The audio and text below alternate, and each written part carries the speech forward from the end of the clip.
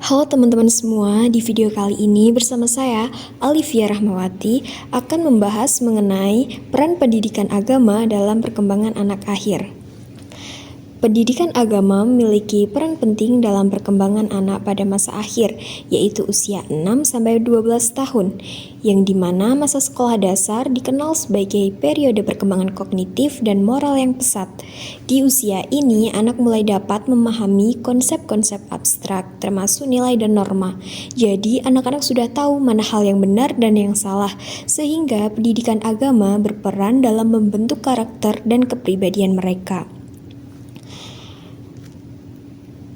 Menurut Profesor Zakiyah Darajat dalam bukunya yang berjudul Ilmu Jiwa Agama berpendapat bahwa perkembangan agama pada anak sangat ditentukan oleh pendidikan dan pengalaman yang dilaluinya, terutama pada masa-masa pertumbuhan yang pertama atau masa anak, yaitu umur 0-12 tahun. Pembelajaran agama yang diterima di usia dini akan memberikan dasar yang kuat dalam pembentukan kepribadian dan perilaku keagamaan anak di masa dewasa. Dalam Al-Quran, surah Al-Baqarah ayat 132 yang berbunyi A'udzubillahi minasyaitonirrajim Bismillahirrahmanirrahim Wa waswa biha Ibrahimu banihi wa Yaqubu ya baniya innallaha astafa lakumuddina fala tamutunna illa wa antum muslimun, yang artinya, dan Ibrahim telah mewasiatkan ucapan itu kepada anak-anaknya, demikian pula Yakub. Ibrahim berkata, hai anak-anakku, sesungguhnya Allah telah memilih agama ini bagimu, maka janganlah kamu mati kecuali dalam memeluk agama Islam. Dalam surah Al-Baqarah ayat 132 tadi menjelaskan betapa pentingnya peran orang tua dalam membimbing anak dan mengenalkan anak kepada agama Islam sejak ia masih kecil. Contohnya itu ketika anak yang baru saja lahir akan diperdengarkan suara azan oleh si ayah. Nah, selain untuk mengusir setan, itu juga bisa sebagai langkah awal dari spiritual bayi dalam pengenalan terhadap Allah, karena seruan azan yang mengandung makna keagungan dan kebesaran Allah serta syahadat yang menjadi syarat utama bagi seseorang yang baru masuk Islam. Pendidikan agama memiliki peran penting dalam perkembangan anak, terutama dalam aspek emosi, sosial, bahasa, moral, dan etika. Yang pertama, kita akan membahas mengenai pengendalian emosi. Pendidikan agama mengajarkan anak untuk mengenali dan mengendalikan emosi seperti kemarahan, kesedihan, dan kebahagiaan. Nah, dengan mengajarkan konsep seperti kesabaran, ketenangan, dan penerimaan, pendidikan agama membantu anak belajar mengelola emosi negatif dan merespon situasi dengan lebih bijaksana. Yang kedua yaitu ada perkembangan sosial. Melalui pendidikan agama, anak-anak belajar tentang pentingnya menghormati orang lain, bekerja sama, dan peduli terhadap sesama. Hal ini memupuk keterampilan sosial yang baik, seperti empati, kerjasama, dan sikap saling tolong-menolong, yang sangat penting dalam kehidupan sosial mereka. Nah, melalui ajaran agama, anak belajar tentang pentingnya peduli kepada orang lain dan menghormati perbedaan. Mereka diajarkan untuk menghargai sesama tanpa memandang suku, ras, agama, atau latar belakang sosial. Yang ketiga yaitu ada perkembangan bahasa. Pendidikan agama dapat mengasah kemampuan anak untuk mendengar dan memahami, meningkatkan keterampilan membaca dan menulis, serta membangun kemampuan berkomunikasi dengan baik. Melalui pendidikan agama, anak-anak belajar bernalar, berpikir kritis, dan memahami makna sosial serta budaya dari bahasa yang secara keseluruhan memperkuat keterampilan berbahasa mereka dengan nilai-nilai moral dan sosial. Contohnya, seperti sebelum tidur anak dibacakan cerita oleh orang tuanya, yaitu tentang kisah Nabi Muhammad. Nah, kemudian anak ditanya bagaimana tanggapan mereka.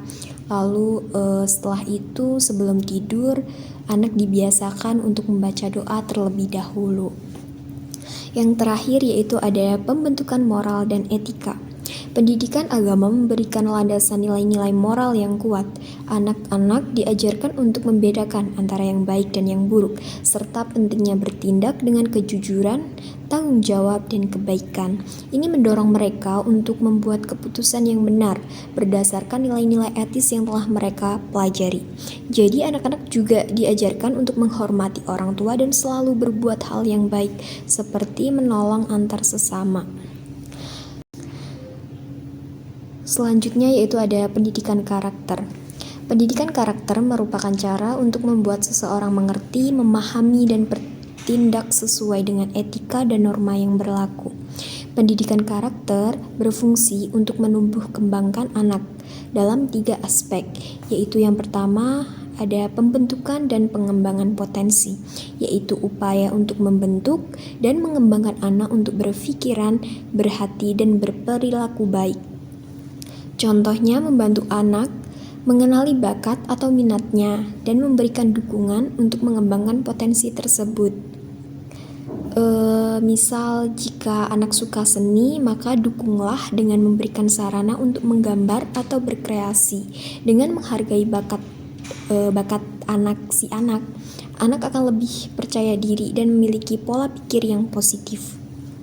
Yang kedua yaitu ada perbaikan dan penguatan, yaitu upaya memperbaiki karakter anak dari bersifat negatif dan memperkuat peran keluarga dalam mengembangkan potensi anak maju, mandiri, dan bertanggung jawab. Contohnya, ketika anak menunjukkan sikap yang baik atau berusaha mengatasi kebiasaan buruk, berikan apresiasi yang tulus.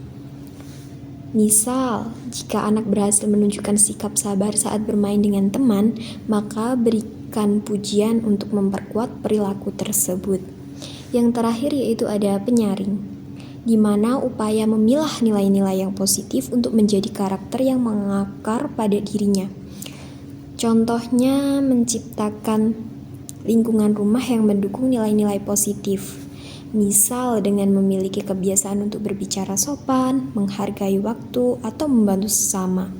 Lingkungan yang konsisten akan menyaring perilaku dan kebiasaan negatif, sekaligus memperkuat nilai yang ingin ditanamkan.